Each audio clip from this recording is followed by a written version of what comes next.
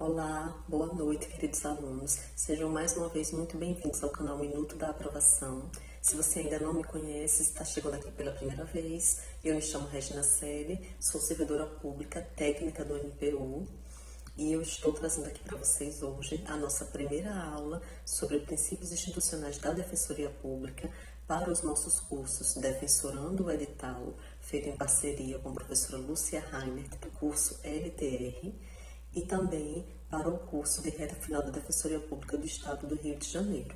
Esses cursos são, em sua maioria, os materiais organizados pela professora Lúcia Rainer, Defensora Pública do Estado de São Paulo, e ela me deu a honra de acompanhá-la nessa jornada. Estou aqui ministrando essas aulas, videoaulas curtas para vocês, mas para dar uma orientação nos estudos, para realizar a mentoria em relação ao conteúdo doutrinário mínimo que deve ser revisitado nesse estudo e ao conteúdo de legislação, súmula, jurisprudência e resolução de questões, e inclusive a formação do caderno de revisões.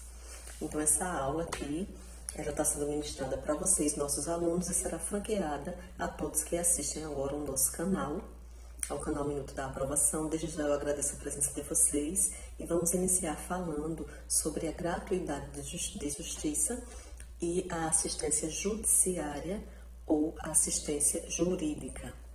Em que consiste a gratuidade de justiça? Muitas pessoas confundem os dois termos. Assistência judiciária ou assistência jurídica integral, prevista na Constituição Federal, no artigo 134 da Constituição Federal, ela é uma atividade prestada pelo Estado e é prestada de maneira integral, exclusiva, pela Defensoria Pública nos Estados e na União. Os municípios, eles podem atuar, mas eles não possuem defensoria pública. Então, a OAB atua, os municípios atuam de maneira complementar, de maneira a auxiliar a atuação da defensoria pública, porque a defensoria pública, constitucionalmente, é o órgão estatal que tem este perfil, o perfil de atuar na assistência jurídica integral e gratuita aos necessitados. Quanto à gratuidade de justiça, são os benefícios que são concedidos àquelas pessoas que são hipossuficientes economicamente, as pessoas naturais, previstas no artigo 98 do CPC, e também as pessoas jurídicas. A diferença entre a gratuidade de justiça, para as pessoas naturais e pessoas jurídicas é que as pessoas naturais elas têm uma presunção relativa de veracidade quanto à alegação da sua hipossuficiência. Então, elas se autodeclaram e não têm a necessidade de fazer prova daquela hipossuficiência econômica. Ao contrário, a pessoa jurídica, ela necessita comprovar aquela necessidade, aquela hipossuficiência econômica, certo? Então, esse entendimento já existia no Superior Tribunal de Justiça, perdurou por muitos anos, foi uma causa assim de muita polêmica, mas com o CPC de 2015 a polêmica está encerrada. Tanto pessoas naturais quanto pessoas jurídicas podem ser assistidas pela Defensoria Pública e podem, sim, gozar da gratuidade de justiça, que é um benefício da gratuidade dos emolumentos, das custas, dos selos, de perícia, de exame de DNA, de várias coisas. Então, é muito importante que vocês estudem os artigos 98 ao 102 do CPC, que vão falar sobre essa gratuidade. E em relação à assistência judiciária, ela se divide em assistência jurídica, propriamente dita nos processos judiciais, e a atuação extrajudicial, que está contemplada hoje na Lei Complementar 80/94, pela alteração que foi promovida pela Lei Complementar 132 de 2009. Então, a atuação extrajudicial hoje ela é forte na Defensoria Pública, mormente com a edição da Emenda Constitucional número 80 de 2014, que alterou substancialmente a atuação institucional da Defensoria Pública. No artigo 134, há a previsão para a atuação judicial, extrajudicial, na defesa de direitos coletivos, direitos difusos, direitos individuais. Então, a Defensoria Pública ela tem uma ampla legitimidade hoje para atuar. E ela atua, inclusive, nessa solução extrajudicial de conflitos, que, segundo o artigo 4º da lei, é uma das suas funções institucionais, da Lei Complementar 80/94. E essa função institucional ela é muito importante porque a prioridade é que extrajudicialmente o conflito ele seja resolvido para evitar que vá desaguar no Poder Judiciário. e que ali a questão ela possa perdurar e seja mais difícil ainda haver uma composição da lide. Então, nesses casos, é preferível que a Defensoria Pública atue extrajudicialmente. E nesse ponto, tanto os editais da Defensoria Pública de Minas Gerais, do Espírito Santo e do Rio de Janeiro, eles são bastante vocacionados, não só pela disciplina em si, é que a composição das bancas é feita por defensores públicos. Então, são editais com um perfil muito institucional, com um perfil assim forte e que vai tratar especificamente sobre essas questões institucionais. Então, não só em princípios institucionais, mas esses pormenores eles vão desaguar em várias disciplinas da prova, certo? Por exemplo, o que estamos tratando aqui hoje pode ser tratado na prova de princípios institucionais, de direito constitucional, de direitos humanos, inclusive, e também na prova de direito processual civil.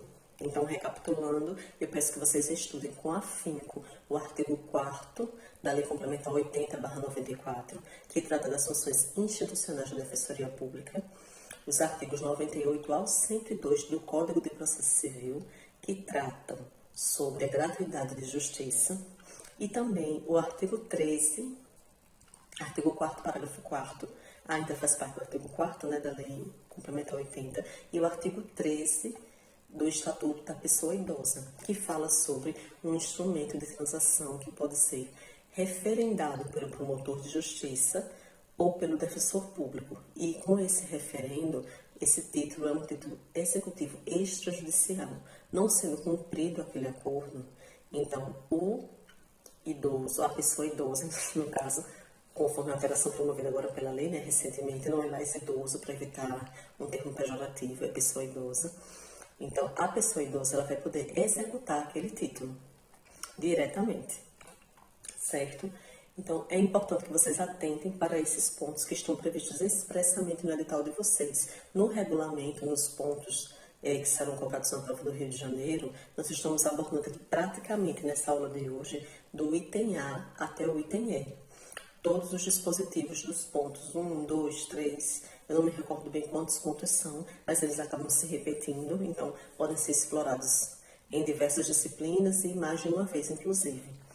Então eu peço que vocês olhem com carinho esses dispositivos e lembrem-se de que essa solução extrajudicial, ela trata daquele conceito que foi trazido para o direito brasileiro por Fred Didier, por Cândido Rangel Dinamarca, não é brasileiro, Fred Didier, estou tentando lembrar outro autor, não me recordo agora. Eles falam sobre a justiça ou sistema multiportas, que foi, pela primeira vez, foi tratado sobre esse sistema com um jurista, um professor de Harvard, Frank Sander, em 1976, justiça multiportas ou sistema multiportas, que quer dizer que o Poder Judiciário ele não deve exercer um monopólio sobre a solução dos conflitos. Então, esse conflito ele pode ser resolvido por mediação, conciliação, arbitragem e outros meios alternativos de resolução de conflitos, para que o Poder Judiciário não seja sobrecarregado e não deixe de prestar a efetiva celeridade. Essa celeridade, ou o princípio da adaptabilidade, é prestigiada por Cândido Rangel Dinamarca. Ele fala que a justiça multiportas permite essa adaptabilidade e esta celeridade no processo, na resolução da lide, certo? Então, como eu já falei para vocês, os artigos que vocês devem estudar, vejam também com muito vagar o artigo 134 da Constituição Federal, que é o norte para toda a atuação institucional da Defensoria Pública. Vejam também o artigo 98 do ADCT, que fala sobre a instituição de Defensoria Pública em todas as comarcas, em todas as unidades jurisdicionais.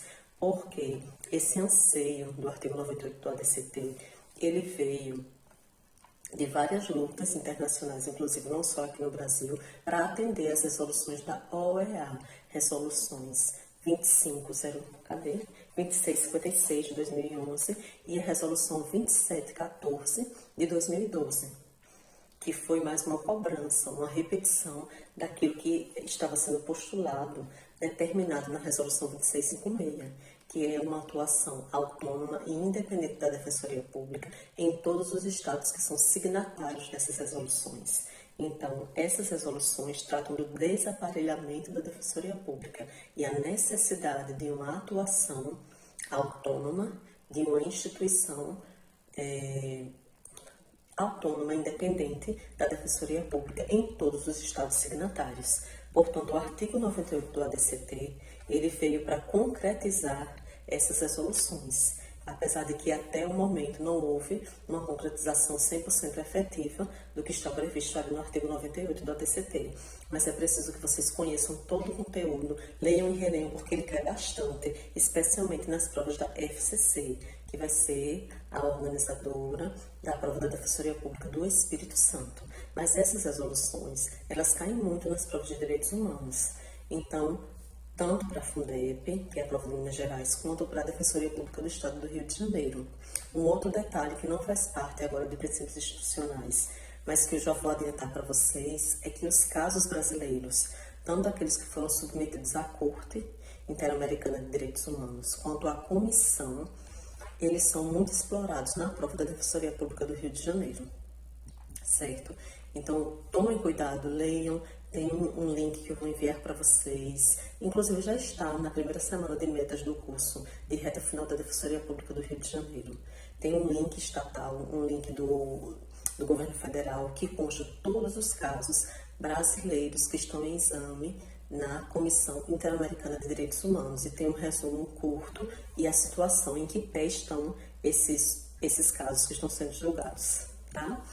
O que mais? Eu preciso que vocês olhem na Lei Complementar 80 dos artigos 1º ao 5º, que são a introdução das funções institucionais, e dos artigos 97 ao 135, que tratam sobre a Defensoria Pública nos estados. Também são relevantes os artigos 136, 137 e do 142 ao 145, que falam sobre as disposições gerais a respeito da Defensoria Pública. No mais, é necessário dar uma olhadinha em curadoria especial, a atuação da Defensoria Pública, que é prevista no artigo 72 do CPC, do Código de Processo Civil, para atuar na defesa do réu, para atuar na defesa do interesse de menores. Artigos 185 ao 187, que falam das prerrogativas da Defensoria Pública no processo civil, a sua contagem de prazo em dobro para todas as suas manifestações processuais, a prerrogativa da intimação pessoal, a responsabilização do defensor público se ele agir com dolo ou com fraude. Então, tudo isso deve ser observado. Peço também que vocês olhem para a atuação da Defensoria Pública como custos vulneráveis, como guardião dos vulneráveis. É uma atuação feita em nome próprio, na atuação dos interesses institucionais, para permitir que os direitos humanos e os direitos dos mais vulneráveis, eles sejam defendidos pela Defensoria Pública. Então, a Defensoria Pública, ela atua, por exemplo, no artigo 554, parágrafo 1º do CPC, no artigo 565, nos litígios de posse coletiva.